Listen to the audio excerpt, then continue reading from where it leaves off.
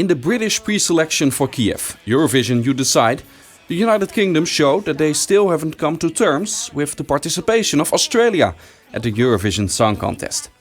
The BBC showed a clip about the question why Australia is taking part at Eurovision, and in fact they a bit mocked the Australians. Because their conclusion was Australia gets to take part at Eurovision because they are part of the European Broadcasting Union. Yeah, that makes sense.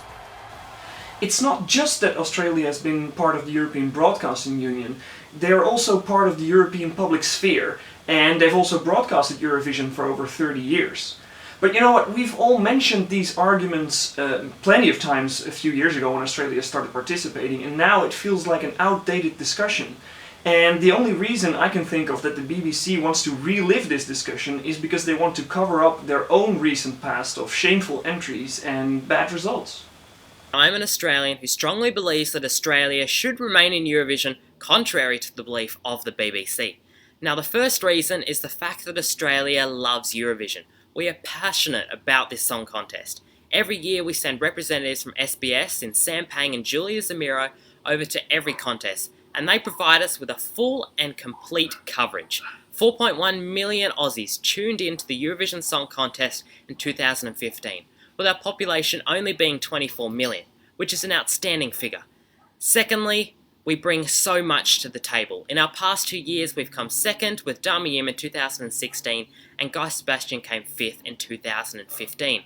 The UK, on the other hand, they've come 24th in their past 2 years, so we are definitely bringing a lot of talent to the table, and we just love to be in Eurovision, and we believe that we should stay in the competition for the foreseeable future.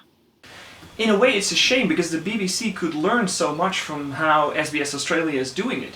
They take Eurovision really seriously, they sent their best artists, they got top results, and now, therefore, this video, it's like if a club like Notts County would make fun of Cardiff City because they're Welsh and they shouldn't be in the Premier League. Of course, Eurovision You Decide was about who gets to go and represent the United Kingdom in Kiev. It will be, in some kind of way, Emily de Forest, who you see here on our footage from 2013 when she won for Denmark in Malmö. Now she is the composer of the song that Lucy Jones will sing in Kiev. Regarding the overall selection of the songs, I feel like Lucy had the best chance of standing out, even though it was a far more riskier songs than some of the others. Overall, the selection I found was quite mediocre, but I felt like with Lucy with the right staging and the backing of Emily de Forest as her songwriter, she could potentially do quite well. I'm not expecting a top 10 result for the UK, but with a good remix, who knows, Lucy Jones might have a chance. Emily de Forest wrote their song, it's quite a nice ballad, it's small, I like it the way it is. People say it should be built up or progress more throughout the song. I like it the way it is, very small and simple. If she can bring it with a little bit more confidence than she did during the national final, then it could be one of the better entries for the UK in the last couple of years. We hope Lucy will do well at the Eurovision Song Contest, but perhaps the UK can still learn something or two about how Australia is doing. Just thank you so much for all your support and good day.